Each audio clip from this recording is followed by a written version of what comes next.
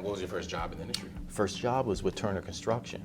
Turner, okay. Yes, I spent 10 years with Turner cutting my teeth. Wow. And I was right back here in the city again.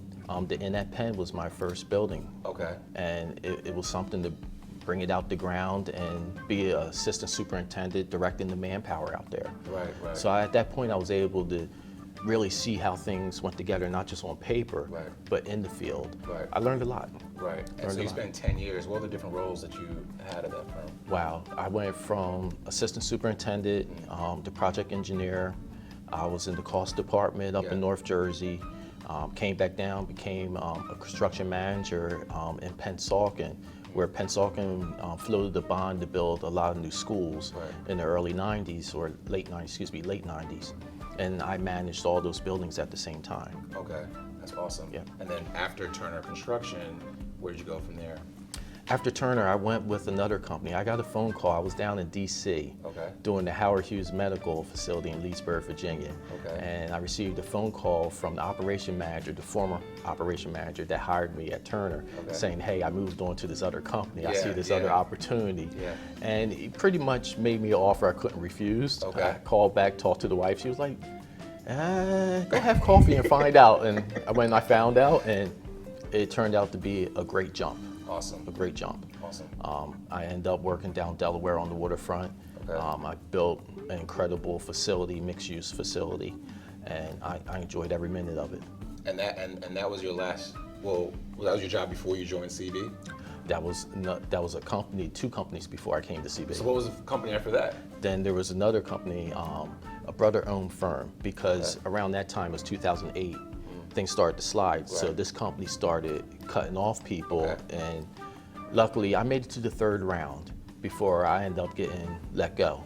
At that time I had a friend who has now moved on too, that turned me on to another company, minority firm, say, hey, they could use your talent, sit down with them.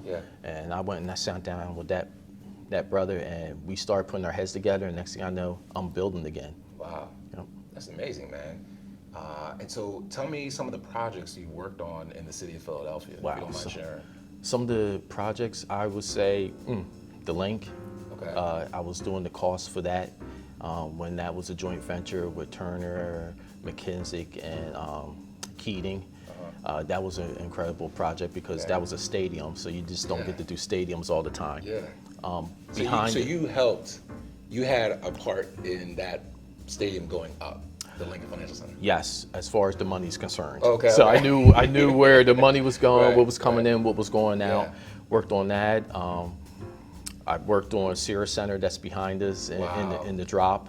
That's one that I really loved because I actually was in charge of all the steel going up. And there's a window washing unit that came from Germany that went to Seattle that landed here. That's actually on top of that structure, and it's underneath some of the planking that's there.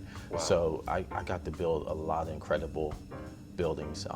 The parking garage at the zoo, just because Philadelphia Zoo is the oldest zoo, that had a lot of press on it.